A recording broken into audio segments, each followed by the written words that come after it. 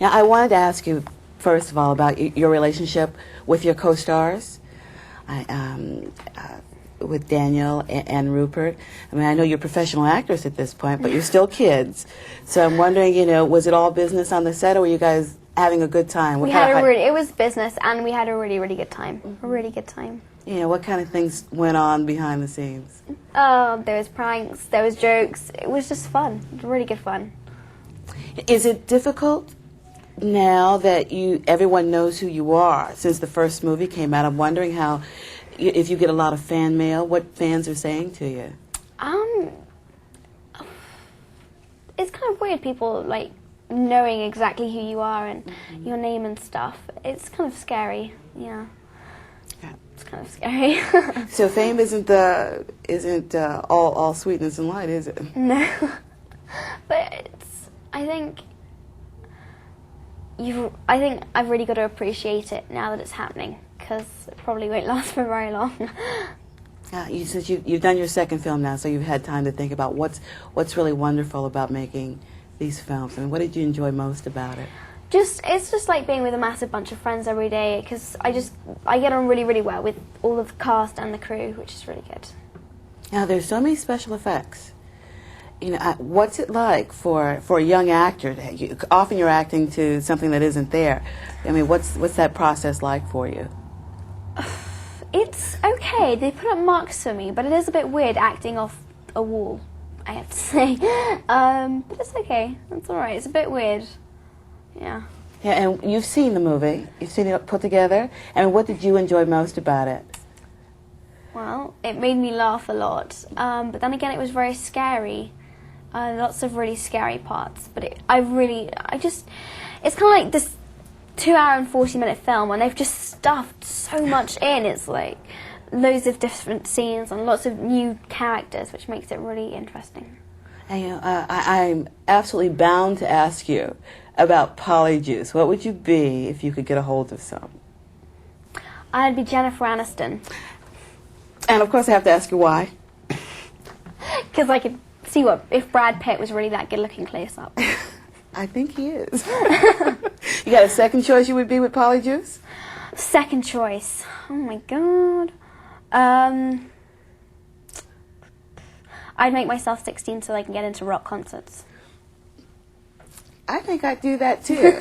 So I could have I'm too old to get into them now. Now, do you plan on continuing with your acting, especially in the Harry Potter films? Because I know they'll make more. Yes, I think so. I want to get good grades at school though, which is quite important. But, yeah, I really enjoyed it. When you're doing this movie, do you miss going to having a regular school schedule? Yeah. It's kind of like everything is so random. It's like on set. It's like, okay, we want you on set. Okay, now you're going to move over here. Now you're going to come back. Actually, we've decided that we're going to do something completely different. And it's like all depending on so many different things, like the weather and whether everyone's okay. And at school, it's just like you have maths, science, and English, and that's life. It's just kind of like everything's set out in a kind of schedule for you, but it's not completely not like that. Yeah, have you read all of the Harry Potter books? My dad read me all of the Harry Potter books. He read to me. He read the first, the second, the third, and the fourth. He's read all of them to me, which is really nice. And I'd love to know, what was your favorite moment in the movie, in the second movie here? In the second movie, my favorite moment. Well, I don't know whether it's my favorite, but it was definitely the scariest. Where the snake comes. You should have.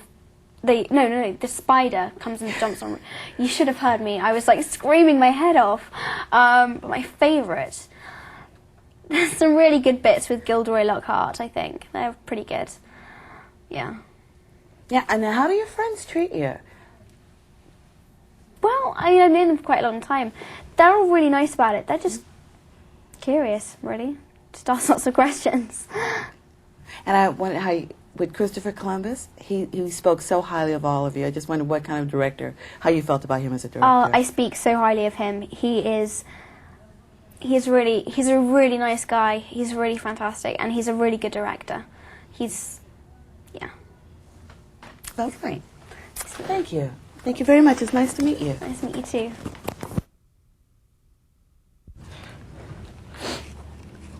add to your collection, I'm sure, of many. Cool.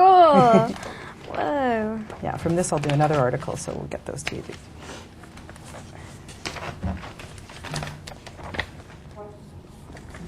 That's amazing. It's so cool. Yeah, I mean, yeah, it's great because it goes right across Canada on the kids, and it goes on the website. I mean, it's a lot of fun. So Whoa. that's for you, my dear. wicked. Cool. Okay, I wanted to congratulate you because this is just phenomenal. So you give yourself a little pat on the back. I wanted to ask you, there must have been a comfort level, obviously, going into the second one. What was the biggest difference for you making this one? It was just the fact that I kind of knew what I was doing, because the first one was like my first feature film, and I was a bit of a novice, really.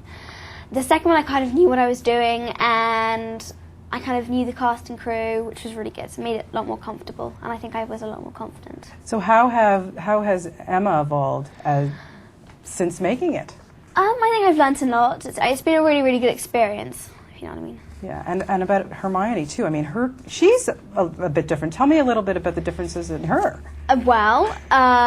She matures a lot. I mean, it was my first feature film, and it was her first year at Hogwarts, and now she's kind of settled down a bit. She's chilled out a bit.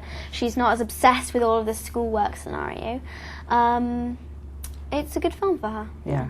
Now, tell me about the relationship between you and Daniel and Rupert, because obviously on screen now, I mean, you guys are tighter in the film, but yeah. Tell me about Offset. What it's like? How did you guys? Definitely a lot lighter. We have a really, really good time together. We're all really good friends. And what did you guys do to make that friendship, to get that bond? Just, I don't know. We just spent so much time together. It just kind of happens. What was the most fun thing about playing this role this time around? Well,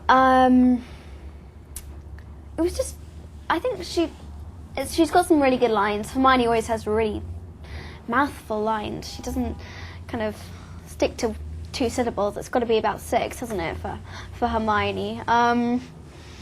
Yeah.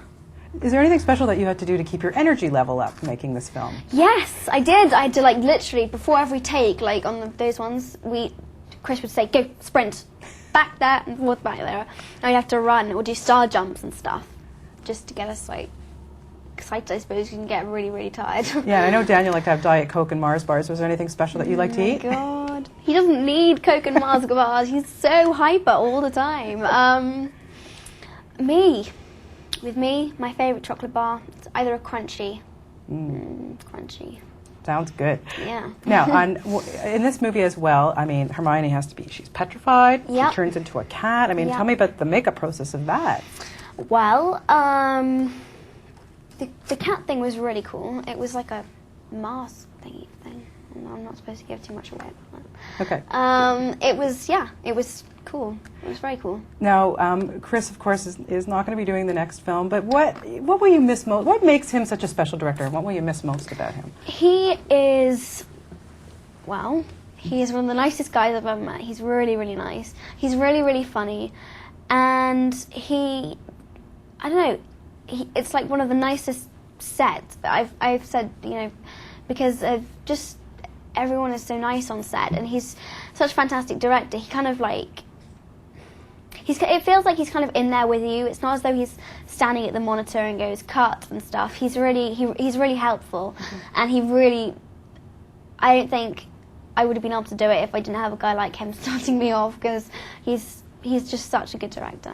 He's really good. This unbelievably, the last 3 years for you have been, I mean, your life has completely changed. What's the thing that surprises you the most about this business or what's happened to you?